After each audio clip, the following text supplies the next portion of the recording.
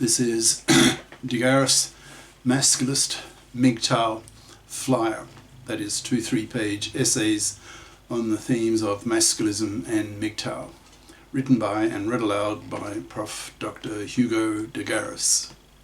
This is flyer number 396, entitled Become Biconscious, the battle cry of the Masculists. Description. This flyer emphasizes the importance of the Masculist slogan, even battle cry, of Become Biconscious, which summarizes so much of the Masculist message to women, that is, to have their Masculist consciousness raised as much as their feminist consciousness, so that women stop gender oppressing men with their horrible manslavery and other decades-lasting gender crimes against men. Women who don't become biconscious will be severely punished by men, by being forced to be manless, utterly rejected by men, as bigoted, monoconscious pariahs, as untermensch. Now the flyer itself.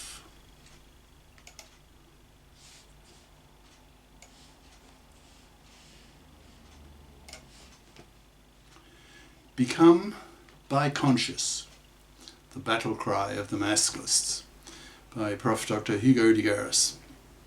Email profhugodegaris@yahoo.com. Website profhugodegaris.wordpress.com. When I coined the term biconscious 2 years ago from writing this flyer, I had little idea how its weight would grow over that time. I now see it as so important that it has become a rallying cry, even a battle cry, for the Masculists.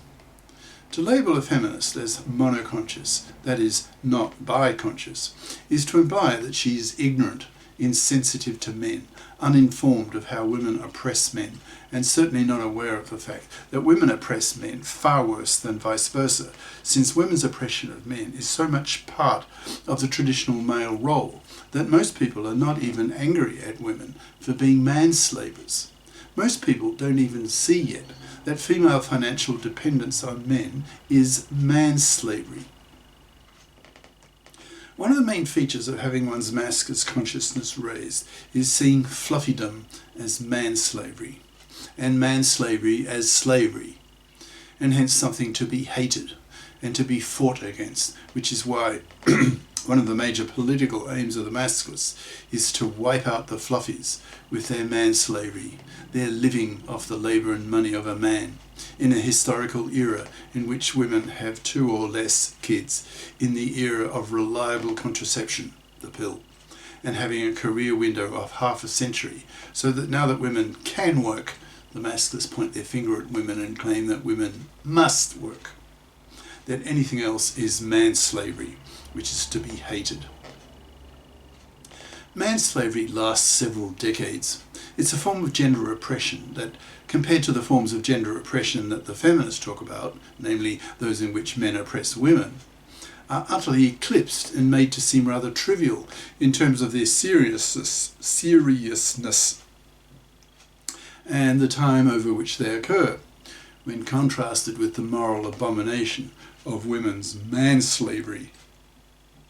For example, when a woman lies to her boyfriend/husband that she is taking the pill, but in reality isn't, gets pregnant, and then forces him to pay for that kid that he does not want, then she manslaves him for 2 decades, the time taken for the kid to grow up and leave home to become financially independent.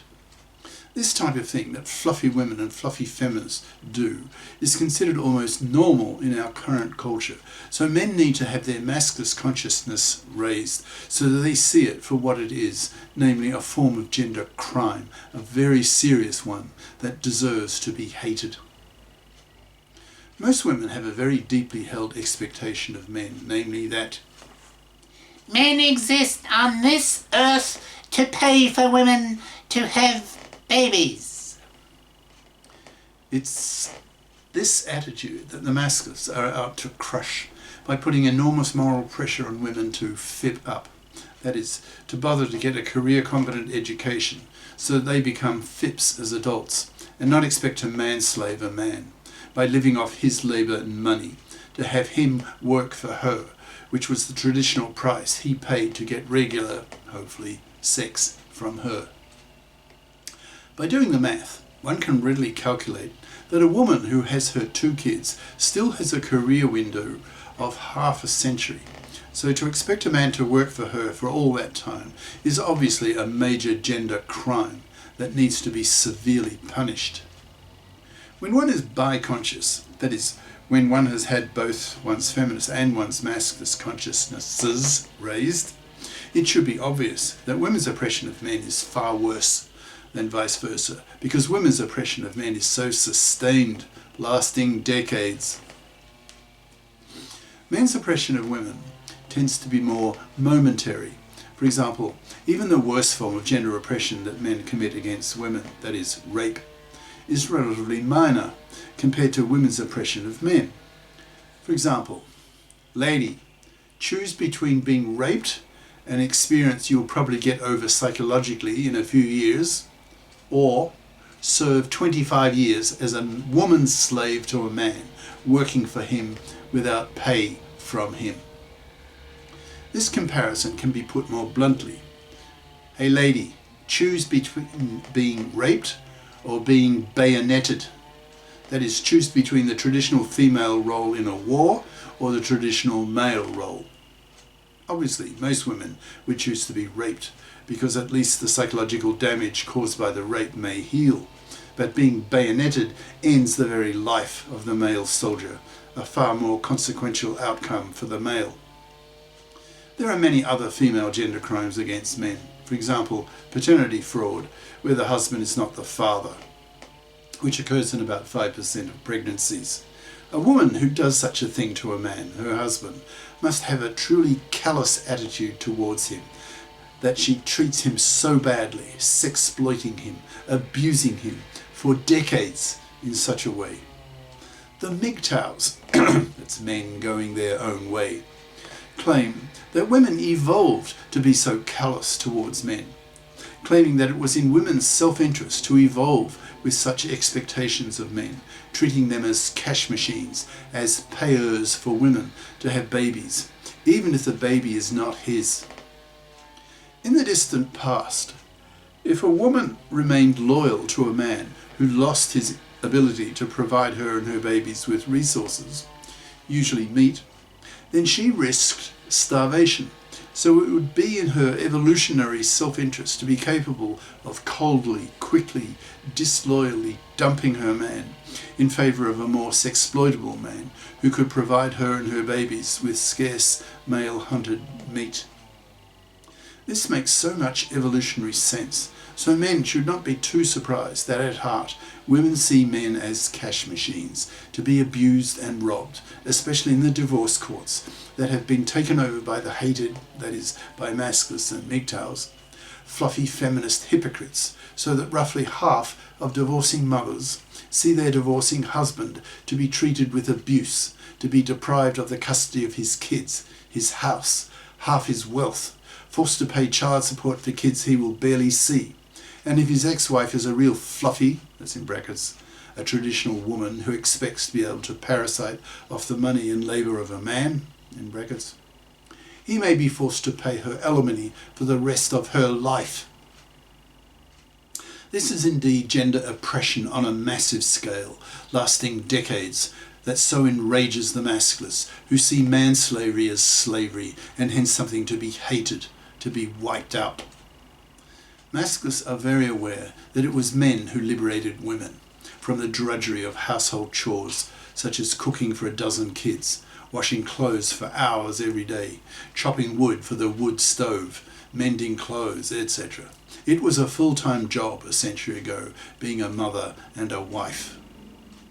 In today's world, women have 0, 1 or 2 kids on the whole, so have a career window of half a century. So the Masculists point the finger at women, telling them to FIP up, to bother to get a career competent education, so that they can be FIPs as adults, pulling their own financial weight and not expect to be a fluffy parasite off the labour and money of a man. The Masculists have a major educational task ahead of them, namely in teaching women that if they don't fip up, then they will be severely punished. They'll be forced to rot on the shelf, labelled fluffies, spat at, reviled, rejected, pariahed, and treated as third-class citizens, as morally inferior, to be used as anti-models to young women, so that these fluffy parasites lead miserable, rejected lives, deprived of men, made manless, hence loveless, sexless, babyless, and spat at. The Masculists really need to get this message out, that women oppress men far worse than vice versa, and that when feminists despise men for the ways that men oppress women, then the Masculists need to harangue them with Masculist rhetoric, blasting them out of the room with very angry, verbally very aggressive Masculist claims that women oppress men far worse, and that these monoconscious feminists, that is, who have only had their feminist consciousness raised, are seen by the Masculists and increasingly by society as a whole as ignorant, bigots, dumber, less informed, lower classed, callous, and insensitive to the horrible ways that women gender oppress men. Masculists are now in a position to use slogans such as "Become biconscious, you monoconscious feminazi bigot." Learn that women oppress men far worse than vice versa, then maybe men might be more interested in approaching you, but in your current, bigoted, ignorant, monoconscious state, you will only be rejected by men, and certainly by Masculists, forced to rot on the shelf, seen as hateable as monoconscious feminazi hypocrites, especially for the massive gender crimes you commit against men in the divorce courts that you currently control, and hence cause 2/3 of young men in many countries now to reject marriage and paternity, because you have made them so toxic for young men that they avoid them like the plague, preferring to avoid fluffy feminist hypocrites totally, not even pumping and dumping them, forcing their fluffy feminist bitch genes to be wiped out, to be removed from the gene pool. This is the end of part 1.